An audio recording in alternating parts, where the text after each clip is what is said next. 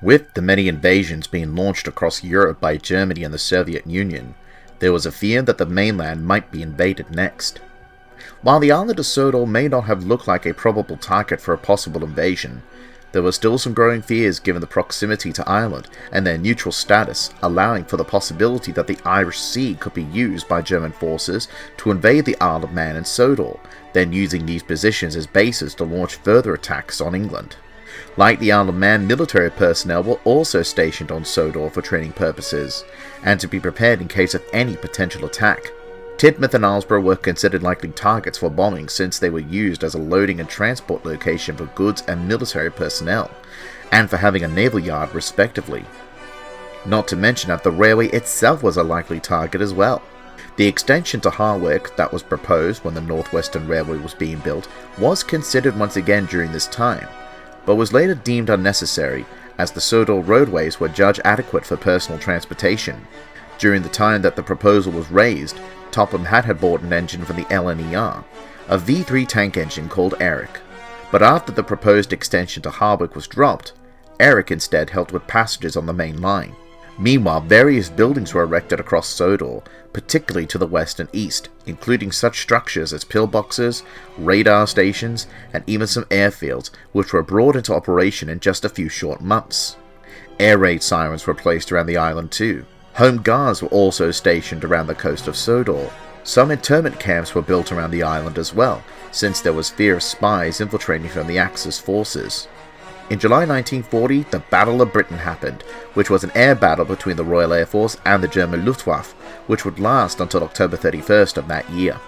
During September 1940, the Luftwaffe bombed Barrow Furnace. Because of the fear of invasion, the North Western Railway and the Army instituted an evacuation train to transfer children to safer areas, particularly to the countryside. Meanwhile, the engines were busy with the war effort, and Rocket was taken to a shed in the countryside to avoid being hit. The Sodor Regiment was dispatched to North Africa to fight for control and resist the Italian invasion. Robert Charles Norby, who became the Earl of Sodor in 1941, was a lieutenant colonel in the force, while at the same time, his son, Robert Norby, was born. Despite the dark times that Sodor and the world were facing, there was at least one shining moment during 1940. Charles Hatt, aged 26, was married to Amanda Carrari, the daughter of Jabez Carrari, who owned the Farquhar Quarry Company. During April and May 1941, Barrow shipyards once again became a target for German bombers. This caused great difficulty for the region, as many residential neighborhoods were bombed as well, injuring 330 people, killing 83 civilians, and damaging or destroying over 10,000 houses. In May, the railway station at Barrow was destroyed as well. Sadly, the island of Sodor was targeted by the bombers as well. Bombs were dropped that damaged parts of the railway line, and even the harbour at Tidmouth. Aylesbury Naval Yard was also targeted, and the town suffered from collateral damage. Overall, the death count was about 80 people, and injuries numbered in the region of 200 when counting the toll for Tidmouth and Aylesbury together. Some engines hid in tunnels and sheds, as the flames from the harbour had caused a wagon of explosives to catch fire, which ended up killing 2 men as they bravely tried to extinguish the flames. The Blitz had caused a deep scar indeed to the history of Sodor in the 20th century. Because of the damage caused at Tidmouth and Aylesbury, harbour operations were carried out at Brendam Docks instead, and work began to clear up the mess at the harbour. The Skarloey Railway was working to its limit in order to deliver slate to bombed and damaged houses. Due to austerity measures put in place as a result of the war, all the engines on the NWR had to be painted black, since black paint was cheaper to purchase. On December 7th that year, Pearl Harbor was attacked by Japanese forces, which caused the United States to enter into the war effort with the Allied troops. Despite the year that was, another shining light was found when Charles Hatt's first child, Stephen, was born. The United States Transportation Corps was established in 1942 and began to build locomotives in aid of the war effort for the Allied nations. In 5 years' time, they would build Rosie, an engine who would come to the island of Sodor much later in life. Meanwhile, on the mainland, Wilbur Awdry's son Christopher suffered from an outbreak of measles, and while lying in bed, his father told him a story about an engine he had met on his first visit back in the 1920s called Edward. Around that same year, a new engine was built for the Southern Railway, which was the Q1. Because of the heavy workload, Topham had asked the Southern Railway if they could borrow one to help with their work on Sodor. They agreed to help out and shipped the engine to Brenham, thankfully unharmed. The engine's name was Neville, and at first he was teased because of his looks, but he soon stopped this after showing what a strong and hard-working engine he was. Once the workload decreased, he was sent back to the Southern Railway. Another shining light in these dark times came as the second child of Charles and Amanda Hatt was born in 1943, named Bridget. Sadly, in the same year, Robert Charles Norrby died in action during the North Africa campaign, leaving behind his son, who took the title of Earl, aged just 3. Meanwhile, Wilbert Awdry had returned to the island of Sodor at the age of 32. Prior to his visit, he had become a reverend in 1936, was married in 1938 to a woman named Margaret, and had 2 children, Christopher, born in 1940, and Veronica, born in 1941. He came to the island with his family to work briefly as a publicity manager for the railway. The Skarloey Railway was in a bit of strife because of the war.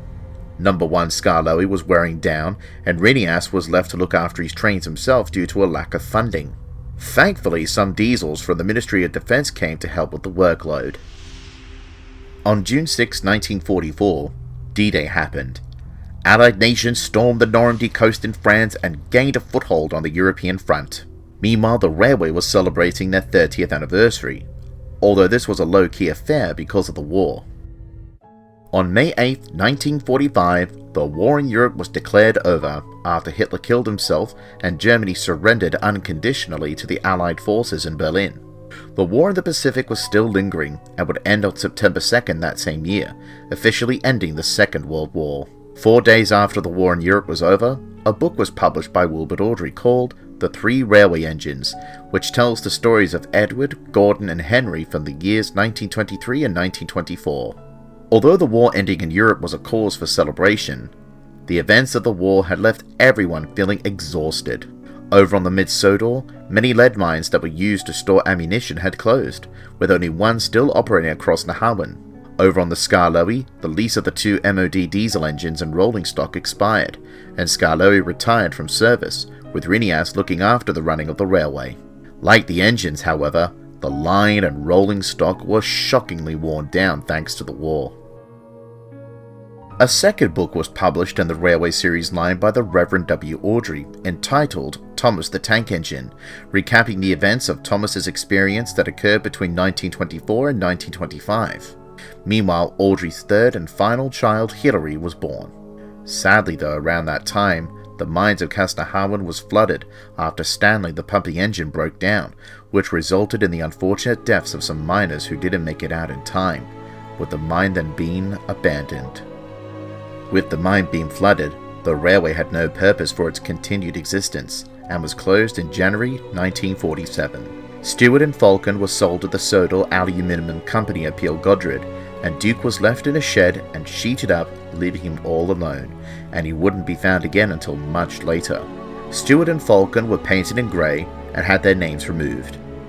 For 3 years they were to help build an expansion project. To make the year even more grim, the Cold War began that same year.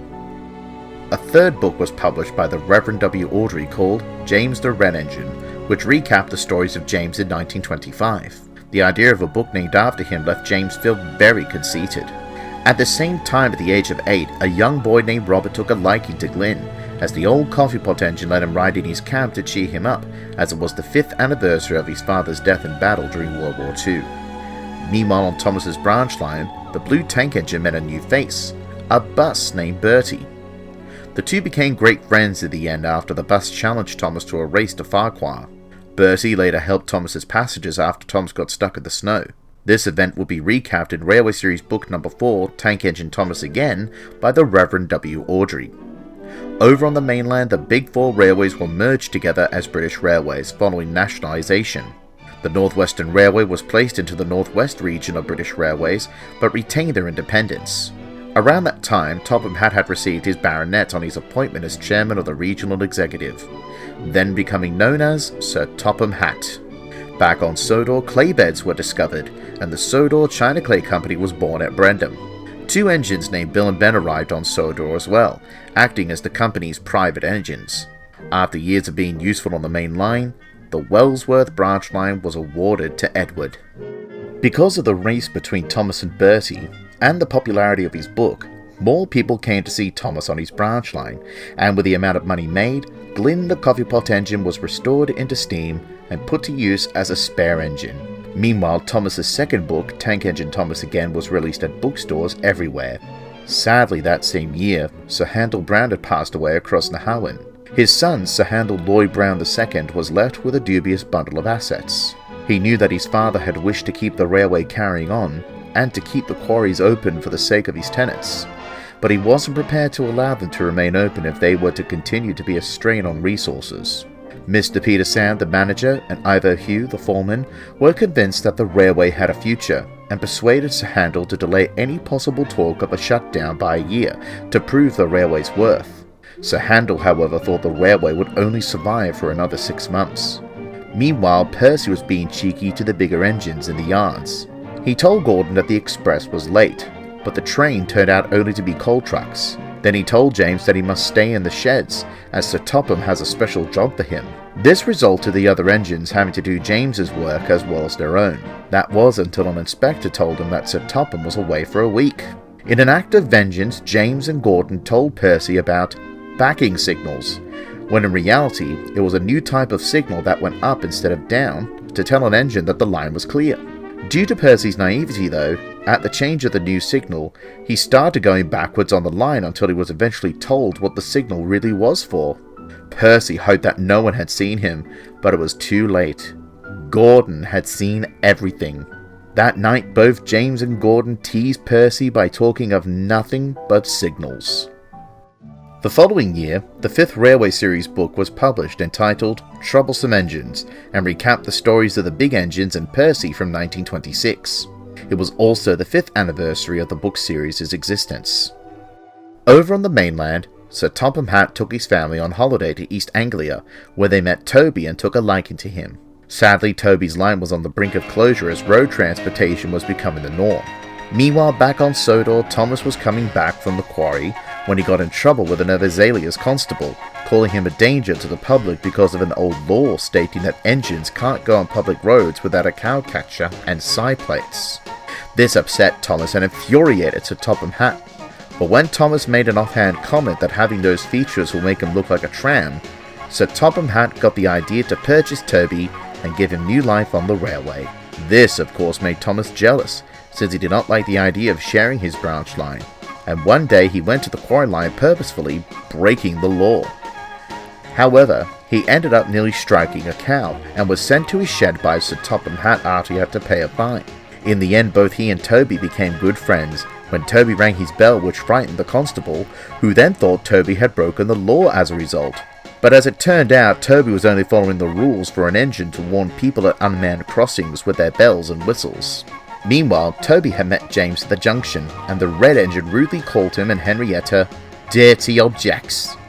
However, James would be struck with irony when he crashed into some tar tankers after being forced to run downhill by the troublesome trucks behind him. Around this same time, Glynn was to take a train from the quarry while Thomas was away.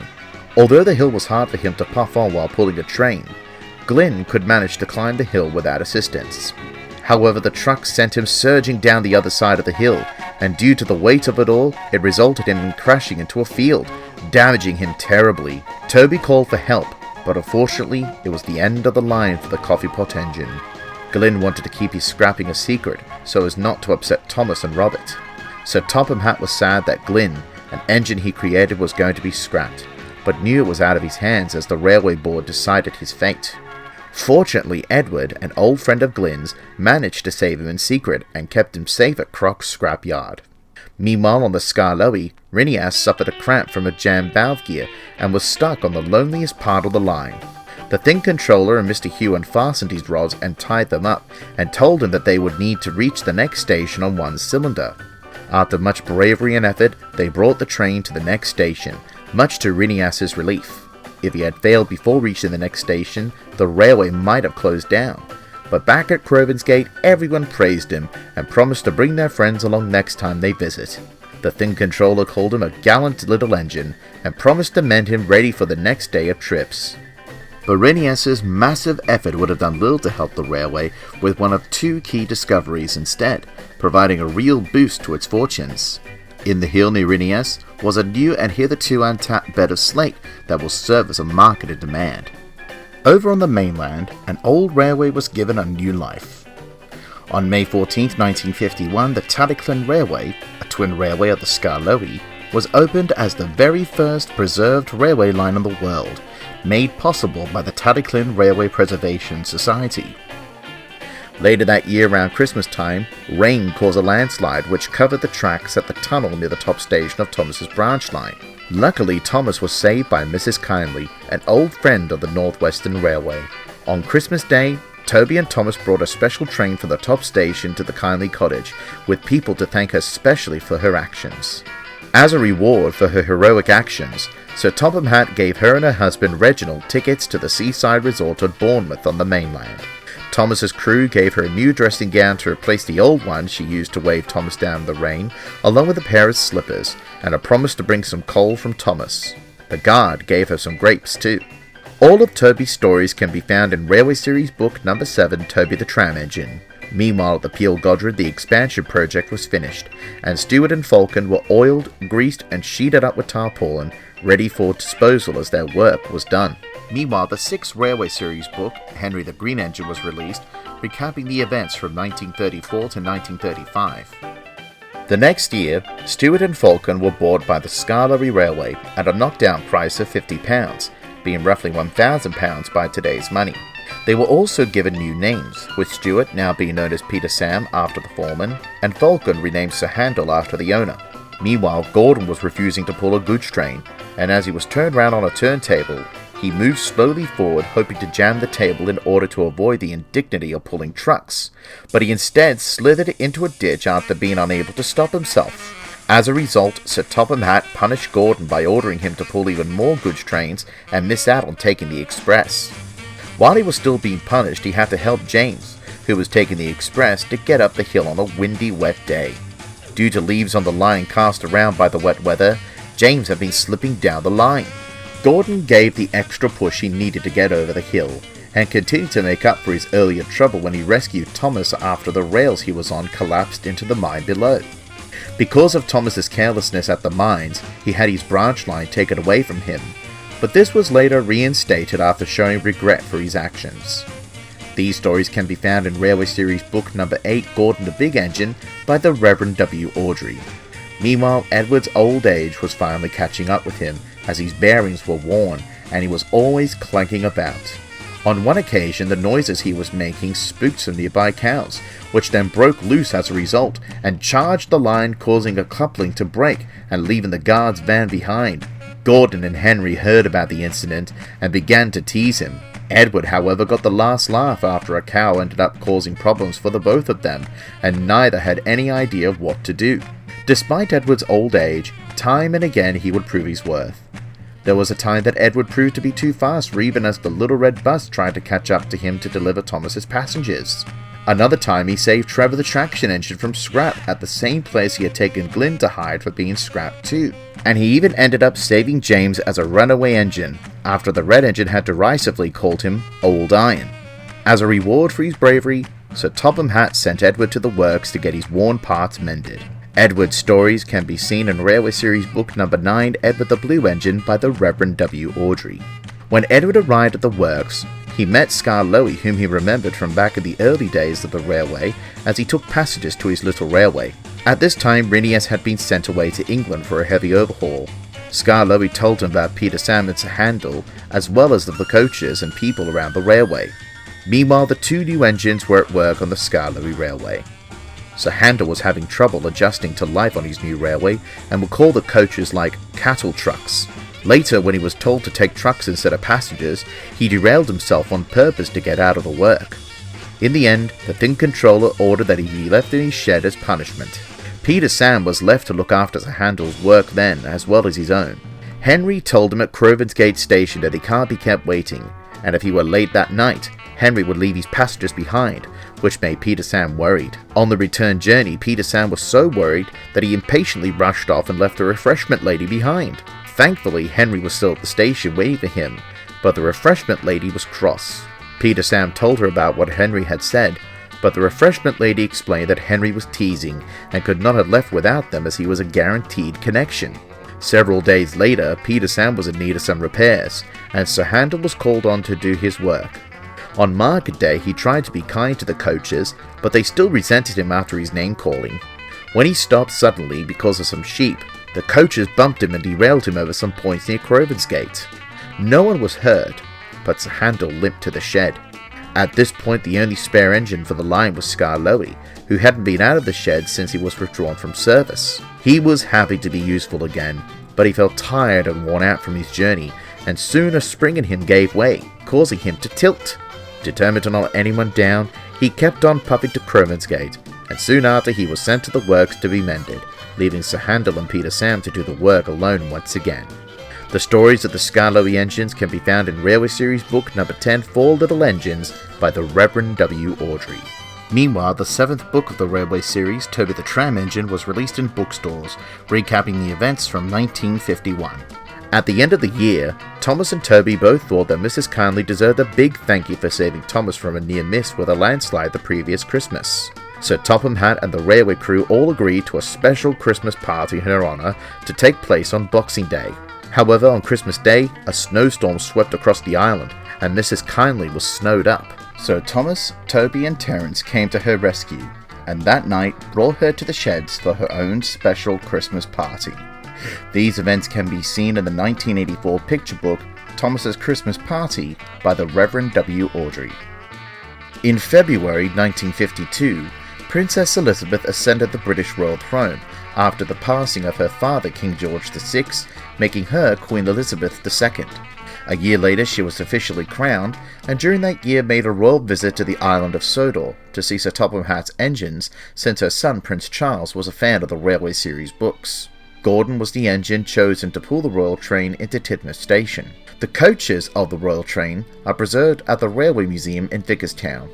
Gordon's book was released that same year, recounting his stories from 1952, and that of the royal train earlier in 1953. Sometime after her visit on Sodor, Queen Elizabeth II invited Sir Topham Hatt to receive an honour for his committed services to the railway at a ceremony to be held at Buckingham Palace. Thomas was also invited, after the young Prince Charles specifically requested that he be the engine to bring Sir Topham Hatt to London, Victoria. Thomas suffered a few scrapes and bumps along the way after getting lost, but they eventually came upon an engine named Duchess, who they would later realise was taking the Queen, along with her husband, son and daughter, on their way to the royal engagement from Aberdeen Station after leaving their Scottish residence at Balmoral.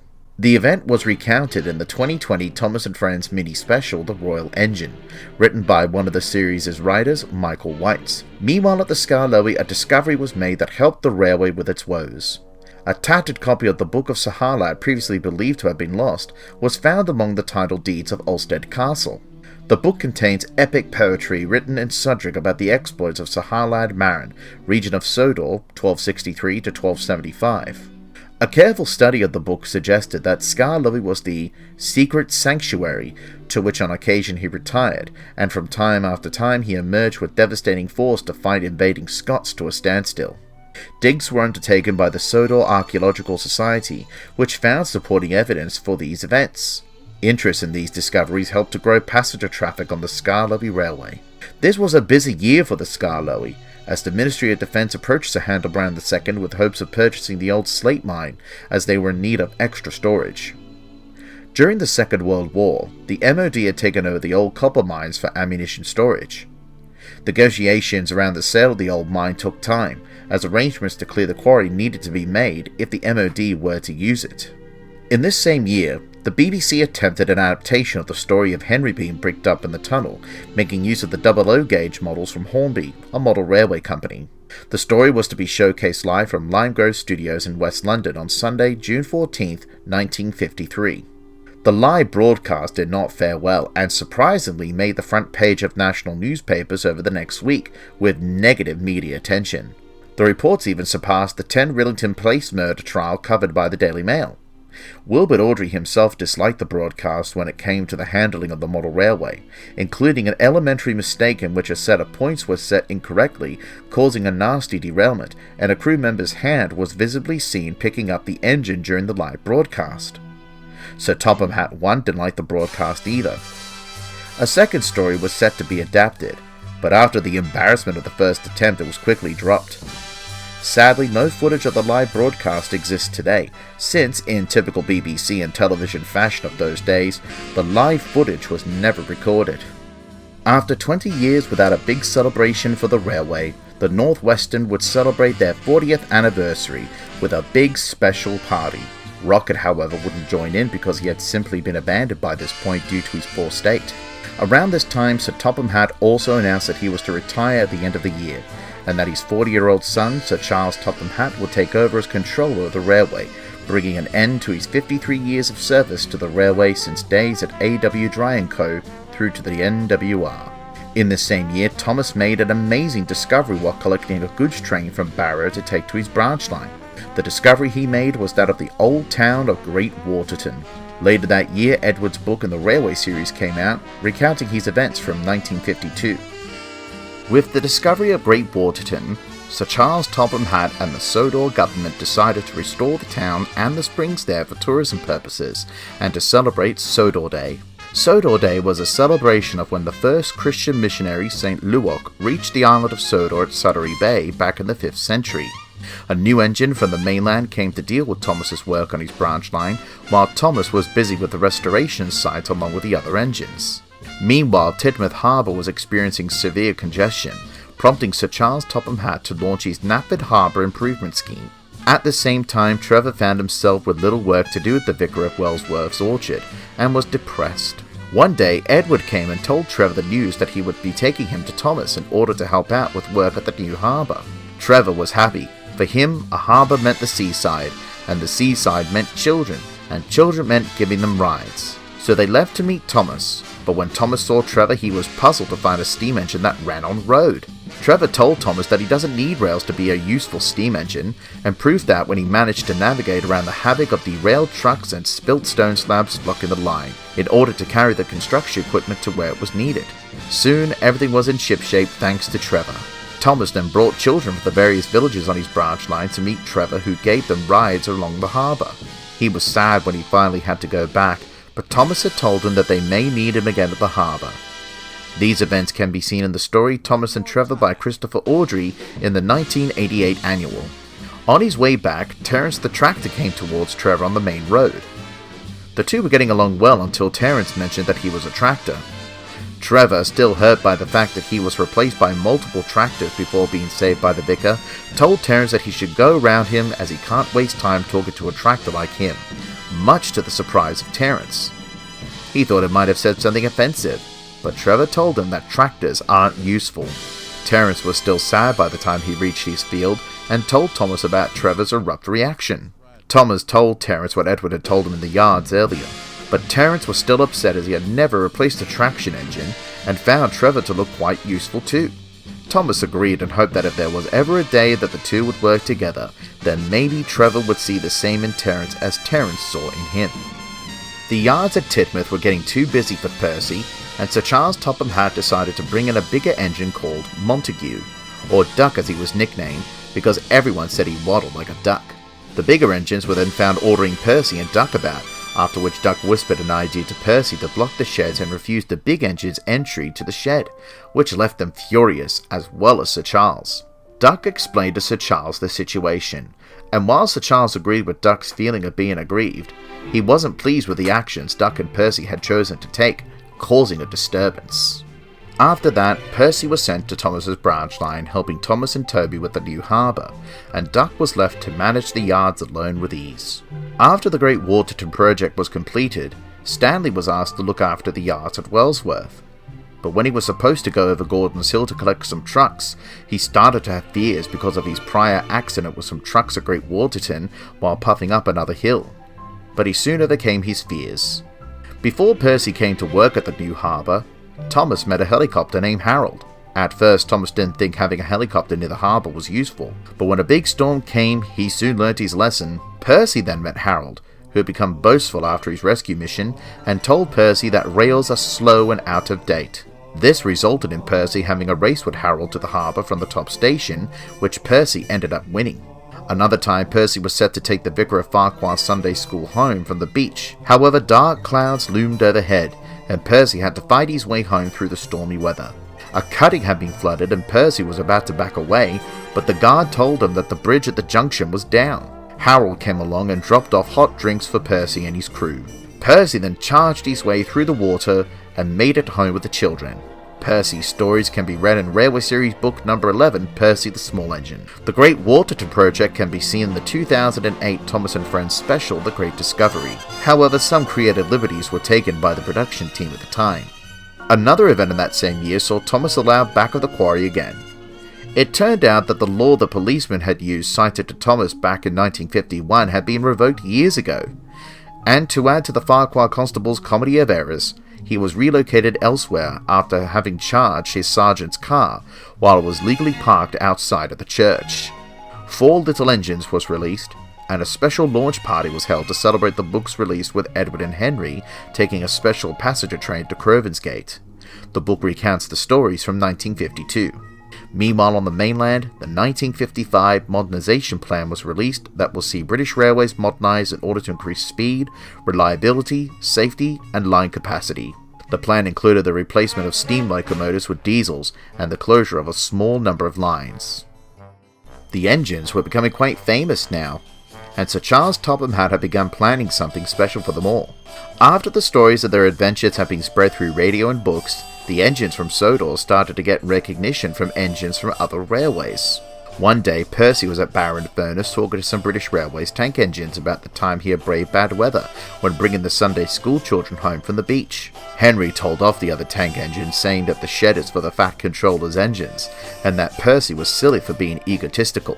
This made Percy cross, and he remarked about the time Henry stayed in a tunnel just to avoid the rain, and said to the BR engines that water was nothing to an engine with determination. Henry simply snorted and scoffed at Percy's remark, but Percy soon found out just how much water an engine could really handle.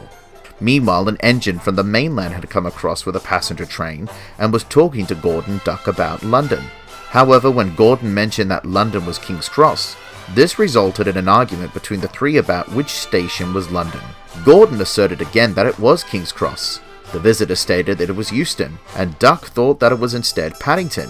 What they all didn't realise was that those 3 stations, along with Waterloo, were all stations of London. As a result of their argument, Gordon wanted to go to London himself to prove that it was indeed King's Cross. However, no matter how many ways he tried to get there, nothing worked out, until an engine that was going to London derailed. Gordon jumped at the chance to take the train and go to London, but upon arriving he was disappointed to find that the station of London was called St. Pancras. What the engines didn't realise was that London had many stations, and Gordon was oblivious to King's Cross itself being just next door. After Gordon's London trip, James was called on to look after the express. At the same time, Toby was headed into the works, but needed to stop frequently to collect more water for his water tank. On his journey, a new signalman told Toby to clear the line for James, not realising that Toby had the right of way.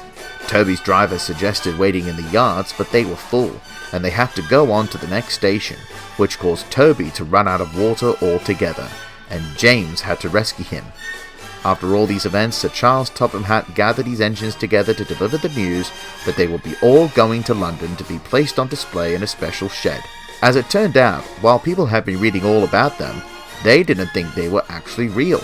Engines from the other railway came to the island to look after the work, while the NWR engines were away. Thomas was showing Ginty the ropes around the branch line, but after showing off, Thomas crashed into some buffers, much to Ginty's amusement. The accident, however, left his front buffer beam bent, which threw a spanner in the works as the trip to London was nearing. Thomas was repaired just in time and went with the other engines to London. These stories can be found in Railway Series book number 12, 8 Famous Engines by the Reverend W. Awdry. Meanwhile, Percy the Small Engine had been released, recapping Percy's experience with backing signals from 1949, along with the rest of his stories from 1955. Sadly, the engines were later given the news that their first controller, Sir Topham Hatt I, had passed away at the age of 76.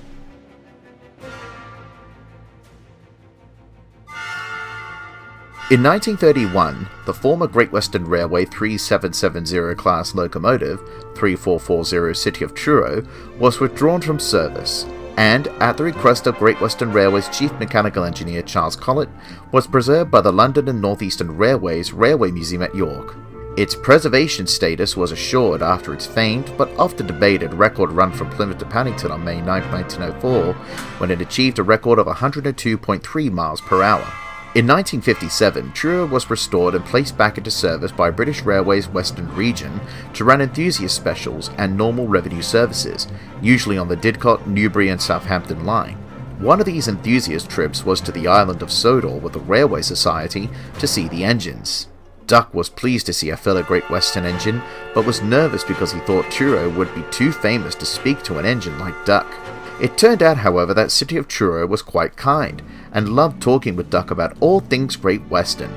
He was popular with everyone due to his humble behaviour, except for Gordon, whose jealousy got the better of him, and said to the other engines that as Truro was a domeless engine, he wasn't trustworthy. In a vainglorious attempt to best Truro, Gordon tried to break his record. However, he was struck with irony when a teasing wind blew the dome off his boiler, making him a domeless engine. With Truro's visit, it made Duck feel proud of his Great Western heritage, but his incessant boasting about doing things the Great Western way or the wrong way made the other engines cross. At the same time, Sir Charles Topham Hatt had brought in a new engine over on trial from British Railways. This was a different kind of engine though, and the new engine was simply named Diesel. Sir Charles brought him in following a request from the Railway Board to try him out and see if the railway needed to update itself for the future. Sir Charles had asked Duck to teach him and show him around the yards, but Diesel was arrogant and boastful about being a revolutionary engine. Duck was annoyed by his ego and told him to collect trucks for him while he went to get Gordon's coaches. However, Diesel took the wrong trucks from a siding. They were old, empty, and hadn't been touched for a long time, which resulted in Diesel having a hard time pulling them, which ended up causing one of their brakes to snap and get their gear jammed in the sleepers. In the end, Diesel had to clear out the mess and the trucks began singing "Pop Goes the Diesel" to him for laughs. The whole incident had made Diesel very cross indeed, and he wanted to get back at Duck, as he thought Duck set up the whole incident on purpose. In truth, that wasn't the case, and Diesel was simply being arrogant and not thinking straight. Despite the facts, he wanted Duck to be sent away, but he didn't know how to make this happen. One day, Henry was taking some trucks when he was pushed down the hill by them. He applied his brakes, but his wheels locked up until he came to a stop at the junction. His driver found that this had left his driving wheels flat from all the sliding and would make a clunking sound. This gave Diesel an idea on how to get payback on Duck. He came up with the nickname Old Square Wheels for Henry after his incident, and told the trucks that Duck had called Henry that teasing name. Another time he was working with James in the yards, and the red engine told him that he needed the vans from the far side of the yards. But Diesel, full of himself and not paying attention, thought James said to leave the vans on the far side of the yards. He collected the rest of the train for James to take away, and much to the red engine's chagrin, once he found out he had been given the wrong train, Diesel was nowhere to be seen. This left James having to collect the vans himself and caused him to run late. James then told Diesel what he thought about him, and of course, Diesel was cross at James's words and wanted to pay him out too. An old truck then told Diesel about the time Edward rescued James from being a runaway back 5 years earlier. After hearing that, Diesel thought of a nickname for James, calling him Rusty Red Scrap Iron, because he thought if James stood out in the rain for a little bit, he would turn red with rust. Diesel then told the trucks that Duck had called James that name. He came up with his nickname for Gordon when a droplet of water fell from the water tower hose and it bubbled all over his boiler. Diesel's driver said it was like frying sausages in a frying pan. Then he overheard the truck saying that Gordon looked like he was galloping like a horse. So he told the trucks that Duck's nickname for Gordon was Galloping Sausage. As the trucks' teasing went on and on, Gordon became cross. The trucks teasingly called out all the nicknames to the big engines, and soon they had all found out from the trucks that they had originated from Duck. They were all cross with him and refused to let him in the sheds. As a result, Sir Charles Topham Hatt decided to send Duck away to Edward Station until he could get to the bottom of things. When he found that the teasing was still going on, he knew that it was Diesel, whose innocence Sir Charles had doubted from the start, who had caused the trouble to bully Duck, and with that, he sent him away in disgrace. Meanwhile, Duck was helping Edward with shunting trucks and banking trains up Gordon's Hill. One day, Duck pushed a goods train up the hill. After he left, however, the train became a runaway. The guard of the runaway goods had blown his whistle to warn Duck, and the Great Western tank engine raced away from them. They soon caught up to him and began to push Duck along. But just as he was about to regain control near Crosby Station, he saw a waiting engine standing in their path. Duck veered himself into a siding and tried to use every ounce of weight and steam against the trucks, but crashed into a barber shop. Duck was soon rescued, and after he was repaired, he was given a rousing welcome back to the sheds, and an apology from Gordon, Henry and James for blindly believing in Diesel. Meanwhile on the Skarloey, the railway had acquired their own Diesel named Rusty. He, however, was quite a different engine to the likes of Diesel. The stories of Gordon being a domeless engine and Duck and Diesel can be found in Railway Series book number 13, Duck and the Diesel Engine by the Reverend W. Awdry, and the backstories of Diesel's nicknames for the big engines can be found in the annual books from 1990 to 1992 by Christopher Awdry. Meanwhile, the 8 Famous Engines book was released that same year. Sir Handel was grumbling dreadfully about the work he had to do while Skarloey was away, and complained about it to Gordon. Gordon had told him that if he pretended to be ill, he could get out of doing any work, and so Sir Handel did that, which resulted in Peter Sam taking his trucks to the slate quarry, from where he suffered a dreadful accident when some slate trucks, who mistook him for Sir Handel, crashed into him after a cable had broken. Because of the damage, the railway bought a new engine from a factory in Scotland called Duncan, who became the railway's 6th engine. Skarloey came back from his overhaul and helped Duncan, who had rocked and rolled in the tunnel, causing some stone to fall on top of him. Skarloey was enjoying his return and was amazed at how much of the railway was improved with new rails, and gave his praise to Rusty. There were, however, still some bad pieces of track, and Rusty was worried about Duncan and his passengers. Rusty had warned him about the line, but Duncan didn't care.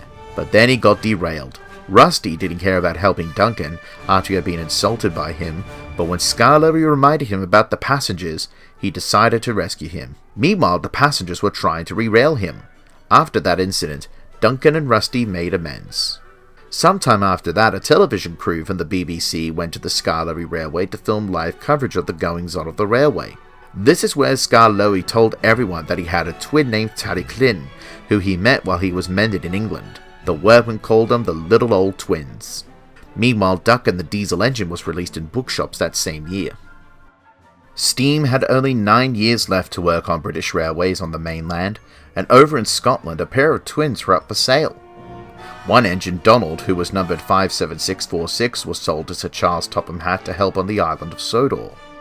However, his twin brother, 57647, was to be scrapped. At the sheds, one of the Diesels enjoyed the news, thinking that it was about time the 2 of them were gone. However, that night, 57646 had an idea.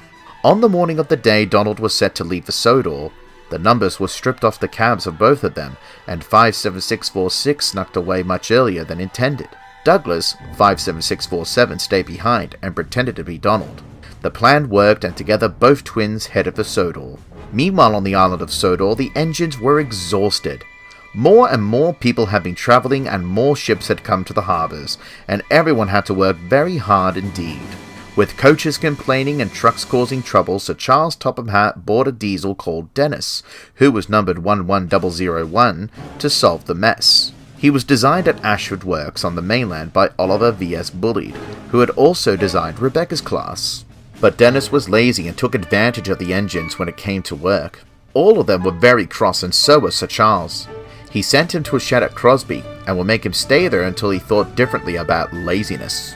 With that, the work was still chaotic. Sir Charles then bought another engine, this time from the east coast of British Railways. This engine, number 1020, was an engine that Toby remembered from when he used to work in Great Yarmouth.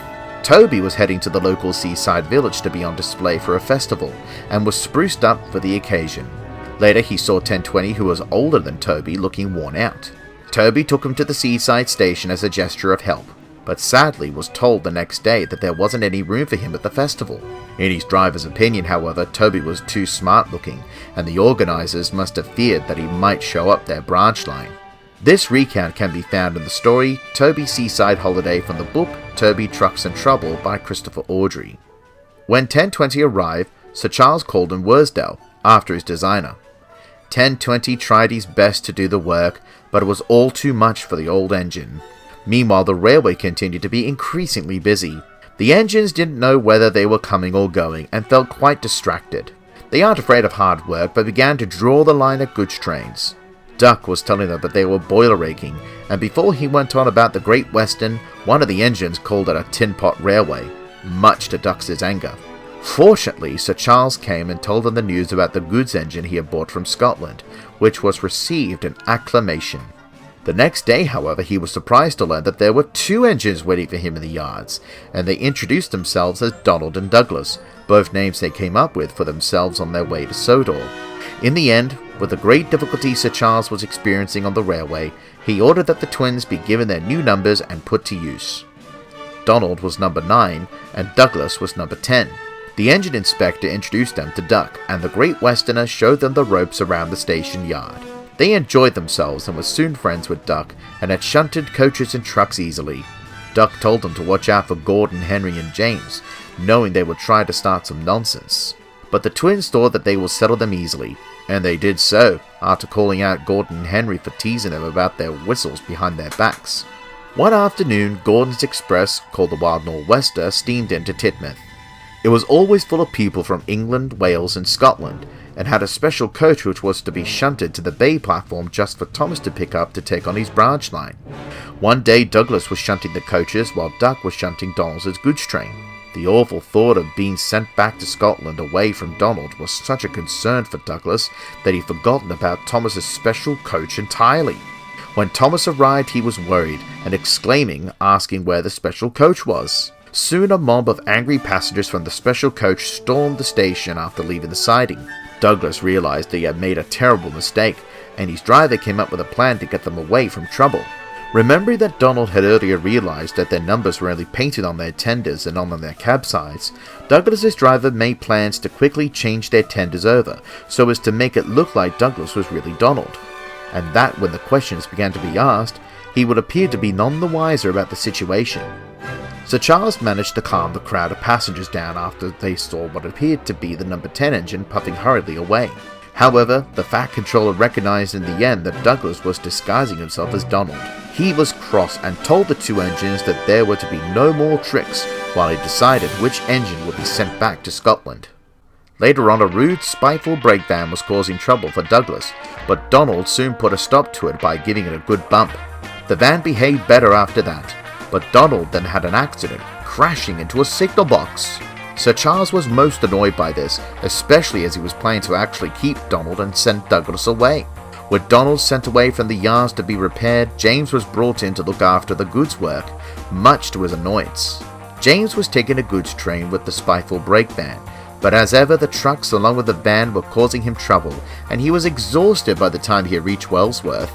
Douglas was there at the station and helped James to climb Gordon's Hill to give James some respite after losing his steam.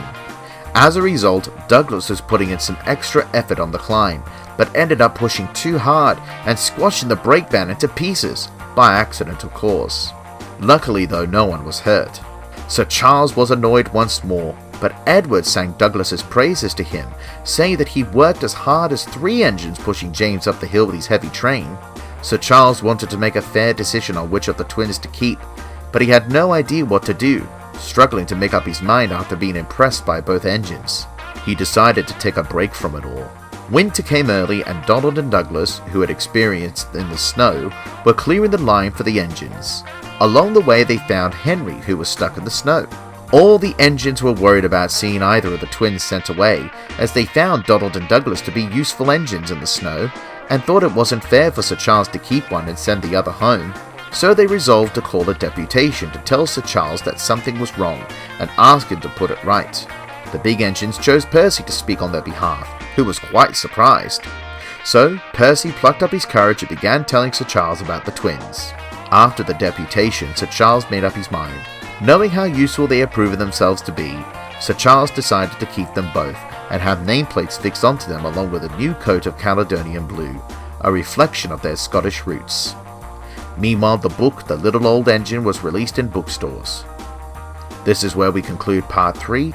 before the focus of our next video takes us to the 1960s.